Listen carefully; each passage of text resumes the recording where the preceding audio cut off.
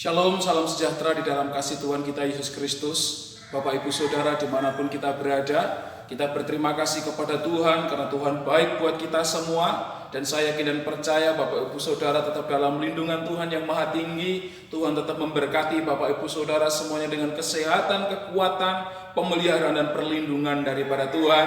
Hingga pada hari ini kita boleh bersama-sama kembali beribadah dalam ibadah kita di awal bulan Juli ini. Kita berterima kasih karena Tuhan masih mengaruniakan kepada kita semua rahmat yang tidak ternilai.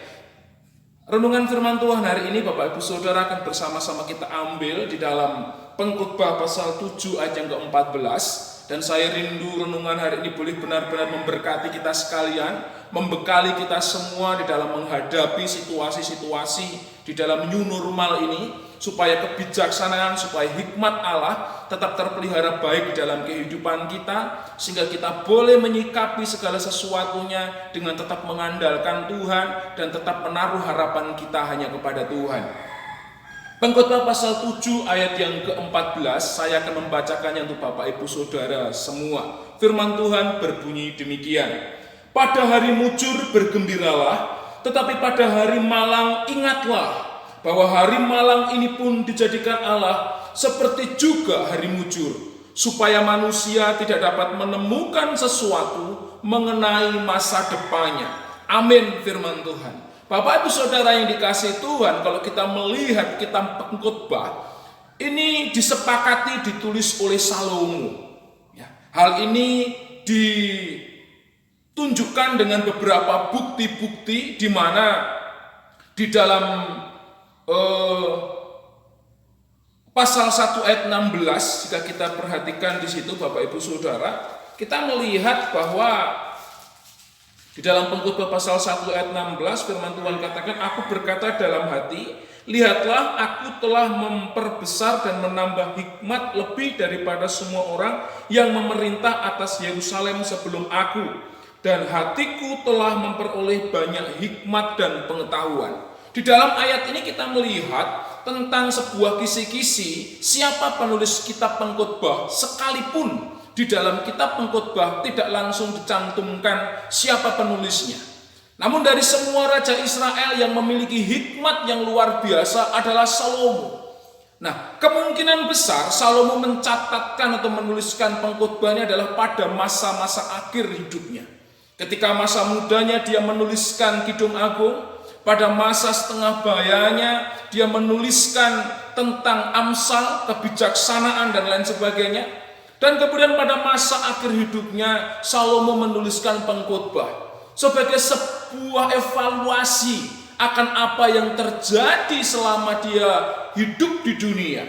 Dalam ketika dia menghadapi situasi-situasi buruk, situasi-situasi senang, ketika dia menghadapi berbagai macam ujian, ketika dia menghadapi berbagai macam kesenangan-kesenangan dunia. Dan dia mengatakan bahwa segalanya adalah sia-sia. Kitab Pengkhotbah ini berbicara tentang kesia-siaan jika tidak ada Tuhan di dalamnya. Segala sesuatu yang ada di dunia ini adalah sia-sia tanpa ada hikmat Allah yang menuntun kehidupan manusia. Sehingga pengkhotbah ini ditujukan supaya kehidupan manusia harus bersandar kepada Allah, supaya apapun yang dia buat selama di dunia tidak menjadi sesuatu hal yang sia-sia adanya. Nah, kedudukan Pengkhotbah pasal 7 ayat 14 secara khusus berbicara tentang bagaimana setiap manusia ketika dia menghadapi sebuah persoalan-persoalan hidup, dia menghadapi sebuah kesenangan-kesenangan hidup, mereka harus tetap bersandar kepada hikmat Allah. Mereka harus tetap bersandar kepada hikmat yang benar, yaitu hikmat yang daripada Tuhan. Sehingga di dalam Pengkhotbah pasal 7 ayat 14, penulis Pengkhotbah ini memberikan nasihat yang sangat baik untuk kehidupan kita yang saat ini sedang menghadapi new normal, supaya kita semua belajar untuk dapat menggunakan setiap waktu-waktu, setiap kesempatan itu dengan baik dan secara maksimal. Hal yang pertama tadi firman Tuhan katakan, pada hari mujur bergembira. Kata mujur ternyata berbicara tentang hal-hal yang baik. Kata mujur di sini juga berarti menguntungkan. Sehingga ketika firman Tuhan katakan pada hari mujur bergembiralah, ternyata Salomo mengingatkan setiap orang supaya dalam keadaan yang baik, dalam keadaan yang untung, adalah sebuah kesempatan yang baik untuk bersuka cita, adalah suatu kesempatan yang baik untuk bergembira, adalah sebuah kesempatan yang baik untuk bersyukur kepada Allah. Di dalam hal ini Bapak Ibu Saudara, kadangkala orang tidak bisa bergembira dalam keadaan mujur. Orang tidak bisa bersyukur dalam keadaan beruntung atau mujur tadi juga. Orang juga tidak dapat bersuka cita dalam keadaan yang baik. Karena kenapa? Karena hati orang tersebut dipenuhi dengan ambisi-ambisi. Hati orang tersebut dipenuhi dengan iri hati. Hati orang tersebut dipenuhi dengan segala macam keinginan-keinginan. Sehingga kebaikan-kebaikan, kemujuran-kemujuran, keberuntungan yang dia terima tidak dapat dia lihat. Sehingga dia terus mengeluh dalam hidupnya. Pada kesempatan hari ini Tuhan menghendaki setiap kita semua untuk memperhatikan setiap keuntungan, untuk memperhatikan setiap kemujuran, untuk memperhatikan setiap kebaikan-kebaikan yang sudah kita terima. Supaya apa? Kita dapat bersuka cita. Dalam keadaan apapun itu, Tuhan selalu memberikan kepada kita semua keberadaan di mana saudara dan saya harus dapat bersuka cita dalam segala hal, harus dapat bersuka cita dalam segala keadaan. Bapak Ibu Saudara yang dikasihi Tuhan, kemudian firman Tuhan katakan di sini di dalam ayat 14 selanjutnya, tetapi pada hari malang ingatlah bahwa hari malang ini pun dijadikan Allah seperti juga hari mujur. Dalam ayat ini kita melihat bersama-sama penulis pengkhotbah tidak lantas berkata pada hari malang. Pengkhotbah tidak lantas mengatakan bersedihlah. Pada hari malang menangislah. Pada hari malang menggerutulah. Pada hari malang berontaklah. Tidak.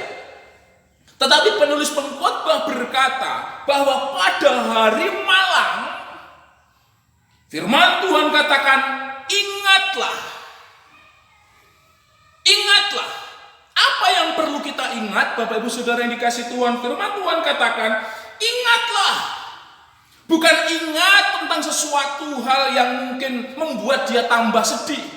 Tetapi yang perlu kita ingat adalah bahwa hari malang ini pun dijadikan Allah seperti juga hari mujur.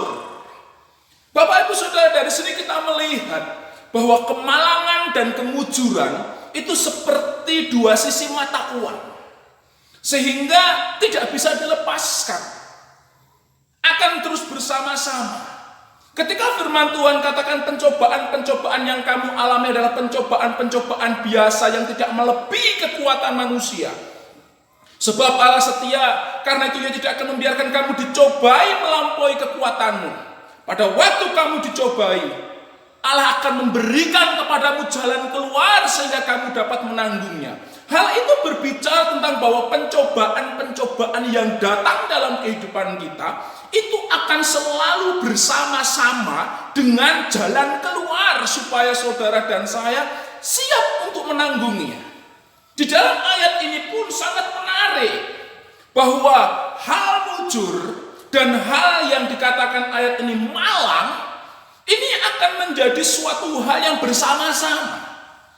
Sebagai orang percaya, Bapak Ibu Saudara harus siap dalam dua keadaan ini.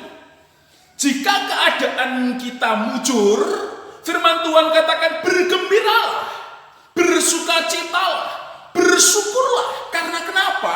Karena akan ada keadaan malang, keadaan yang menderita, keadaan yang sulit.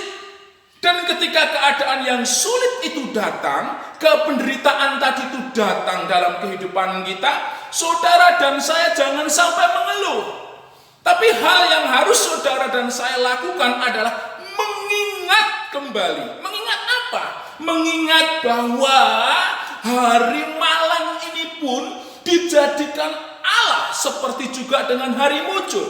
Artinya hari malang itu pun diizinkan Tuhan. Ayub dengan segala karunia-karunia yang ia terima, Tuhan mengizinkan Ayub menghadapi suatu lembah yang begitu kelam dalam kehidupannya. Dia memiliki sebuah kehidupan yang layak untuk bisa kita teladani. Bagaimana ketika dia menghadapi kesulitan demi kesulitan dalam kehidupannya, dia tetap membangun sebuah kesetiaan kepada Allah. Di dalam hal ini Bapak Ibu Saudara, kesiapan kita untuk melihat dengan realistis keadaan sekitar kita akan membuat kita mampu bersyukur dalam segala hal.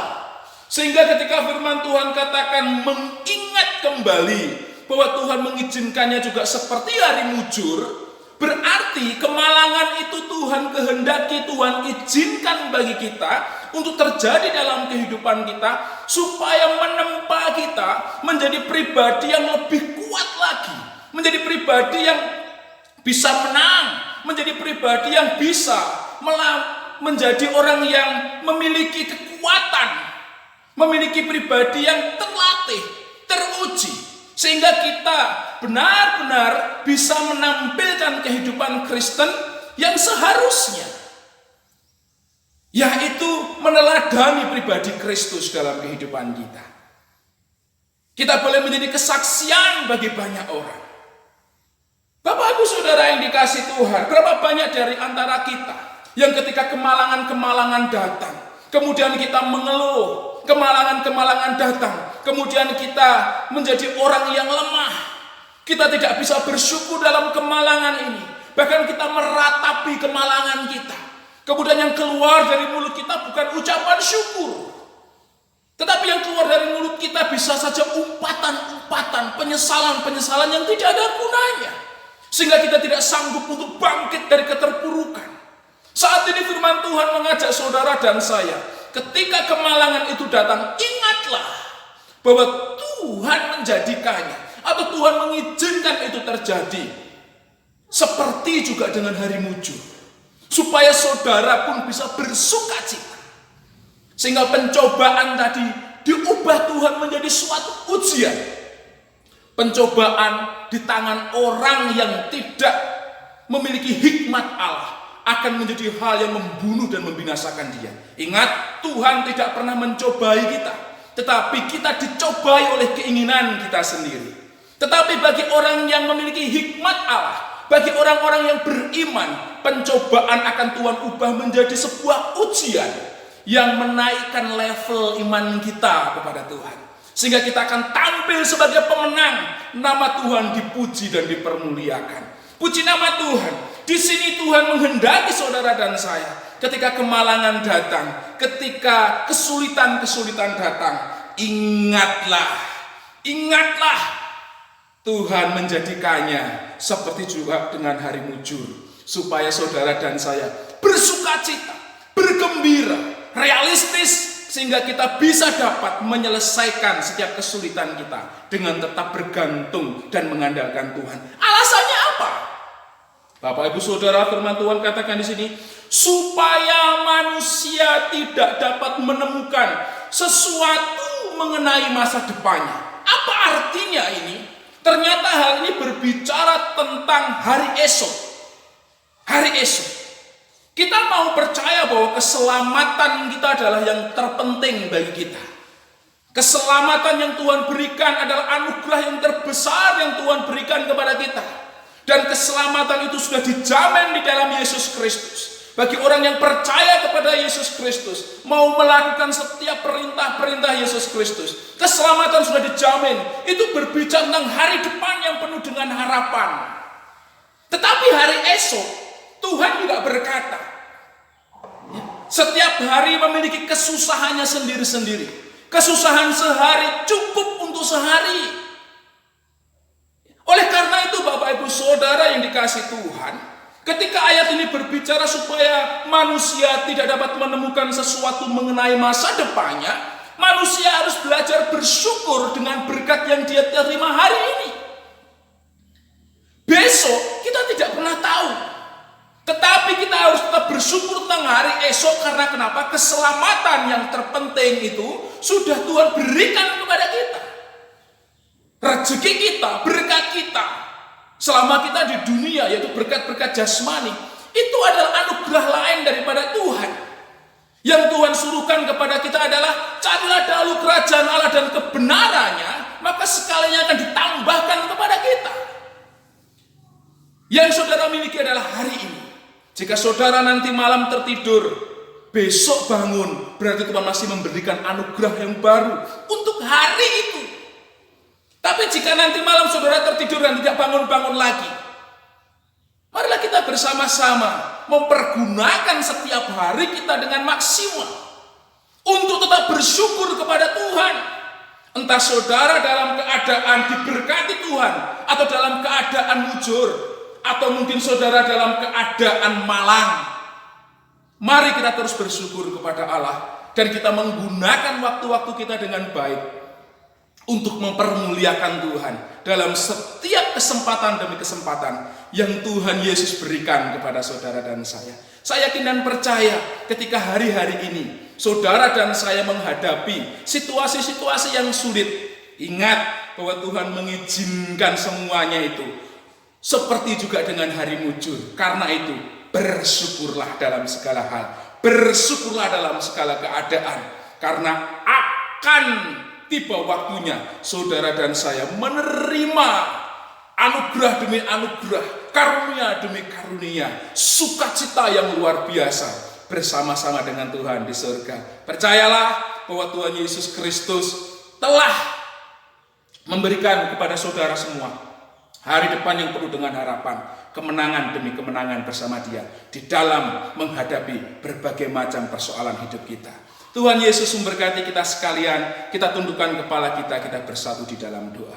Terima kasih nasihat firman-Mu Tuhan Yesus Kristus. Kami saat ini belajar tentang karunia yang Tuhan berikan kepada kami, di mana di dalam kehidupan kami akan senantiasa menghadapi Tuhan kesulitan maupun sukacita. Oleh karena itu di dalam segala hal ajar kami untuk bersyukur kepada Tuhan, supaya kehidupan kami boleh menjadi berkat bagi semua orang. Nama Tuhan dipuji dan dipermuliakan. Di dalam nama Tuhan Yesus Kristus, meteraikan firman-Mu dalam hati kami dan dalam hidup kami, supaya kami tidak hanya sekadar menjadi pendengar, tapi kami boleh belajar menjadi pelaku-pelaku firman Tuhan. Di dalam nama Tuhan Yesus kami sudah berdoa. Haleluya.